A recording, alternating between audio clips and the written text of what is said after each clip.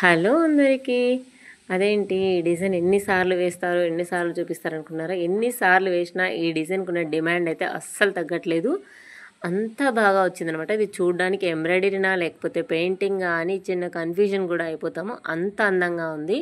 Pink and green కాంబినేషన్లో ఈ blouse అయితే చాలా అంటే చాలా బాగా వచ్చింది. సిల్వర్ క్లాత్ పైన మీరు కూడా ఎప్పుడైనా ట్రై చేయండి. ఇలా చాలా బాగుంటుంది. ఇదైతే శారీలో క్లాత్ కాదు, సపరేట్ సిల్వర్ క్లాత్. ఎంత బాగా వచ్చిందో. నేను ఎప్పుడు బ్లౌజ్ డిజైన్ వేసి ఊరికే మీకు ఇలా డిజైన్ ఇలా వచ్చిందని చెప్తుంటాను కదా. ఈసారి అయితే ఈ బ్లౌజ్ వేసిన తర్వాత నేను ఎలా కట్ చేసుకుంటున్నాను, ఎలా కుడుతున్నాను కూడా చూపిస్తున్నాను అనమాట. ఇలా ఫస్ట్ అయితే హ్యాండ్స్ కట్ చేసుకున్నాను. తర్వాత నెక్ కుట్లల్లో కావాల్సినంత క్లాత్ ఉంచుకొని నెక్ షేప్ అనేది కట్ చేసుకుంటాను.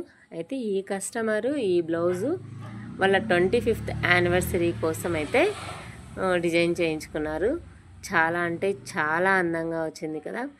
ఇక్కడ నేను చూపిస్తున్న విధంగా ముందైతే అంతా కట్ చేసి మిడిల్లోకి ఫోల్డ్ చేసుకొని తర్వాత అవుట్లైన్స్ వేసుకొని మామూలుగా మనకి ఎంత కావాలో అంతకన్నా 1/2 ఇంచ్ క్లాత్ ఎక్కువ తీసుకొని కటింగ్ అయితే చేసుకోవాలి. అలా కట్ చేసుకున్నామంటే కుట్టడానికి ఈజీగా ఉంటుంది, సింపుల్గా వస్తుంది, మనకి ఇబ్బంది అనేది అస్సలు రాదు. ఇప్పుడు నేను ఏ విధంగా చూపించానో అదే విధంగా కట్ చేసుకున్నానంటే మీకు మరి వర్క్ బ్లౌజులు కుట్టడానికి భయం అయితే ఉండదనమాట. మరి మామూలుగా చాలామంది నేను చూశాను వర్క్ బ్లౌజులు అంటే పక్కనిచ్చి కుట్టించుకుంటూ ఉంటారు టైలర్సే. మామూలు బ్లౌజులు అయితే వాళ్ళు స్టిచ్చింగ్ చేసుకుంటూ ఉంటారు. అంత పెద్ద టఫ్ ఏమి ఉండదు. వర్క్ బ్లౌజ్ కుట్టడం ఇంకా ఈజీ, ఎందుకంటే నెక్ షేప్ ఆల్రెడీ వచ్చేసి ఉంటుంది కాబట్టి. ఇక్కడ మీరు చూస్తున్నారు కదా, నేనైతే ఫస్ట్ అయితే లైనింగ్ అంతా కూడా కట్ చేసి పెట్టుకున్నా. అంటే మనకు కావాల్సిన చంక పీసులతో సహా నీట్గా అన్నీ కట్ చేసుకుంటున్నాను. ఇలా కట్ చేసుకున్న తర్వాత మొత్తం ఇంకొకటి ఏమింటే చాలామందికి ఒక రౌండర్ని యూజ్ చేయడం కూడా తెలియట్లేదు అనమాట. రౌండర్ని ఎలా యూజ్ చేయాలనేది ఇప్పుడు మీకు నేను చూపిస్తాను.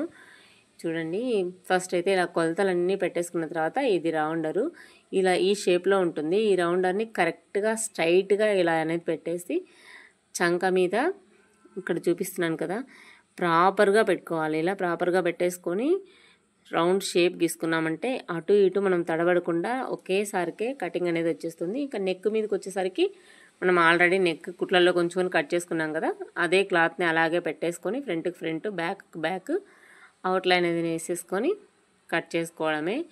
పెద్ద కష్టం అయితే ఏమీ ఉండదు. ఇది తెలియక చాలామంది ఇబ్బంది పడుతూ ఉంటారు. అదేవిధంగా మనం మామూలుగా ఎలా బ్లౌజ్కి అయితే కొలతలు తీసుకుంటుంటామో అదేవిధంగా కొలతలన్నీ తీసుకొని బ్లౌజ్ కట్ చేసుకోవడమే. ఈ బ్లౌజ్ అయితే కుట్టిన తర్వాత చాలా అంటే చాలా అందంగా అనిపించింది అనమాట. స్టిచ్చింగ్ ఎంబ్రాయిడరీ వేస్తున్నప్పుడు కూడా అనుకున్నా ఈ బ్లౌజ్ చాలా అందంగా వస్తుంది అని. అంతే, నేను ఎంత అనుకున్నానో అంతే పర్ఫెక్ట్గా వచ్చిందనమాట. ఇక్కడ నేను చూపించాను కదా కొలతలు, ఇదే విధంగా కొలతలన్నీ వేసుకొని ఇప్పుడు మనం గీసుకున్న కొలతల ప్రకారం కటింగ్ అయితే చేసి పెట్టుకోవాలి. చేసుకొని నెక్కులు వరకు టర్న్ చేసుకొని కుట్టుకోవడమే. కుట్టిన తర్వాత మీకు నేను బ్లౌజ్ ఆల్రెడీ చూపించాను కదా, అంటే థంబ్నెయిల్ పెట్టాను, మీరు చూసే ఉంటారు. అదనమాట. ప్లీజ్ ఎవరైనా లైక్ చేయని వాళ్ళంటే లైక్ చేయండి, షేర్ చేయండి, కామెంట్ చేయండి, సబ్స్క్రైబ్ చేసుకోండి. Thank you for watching.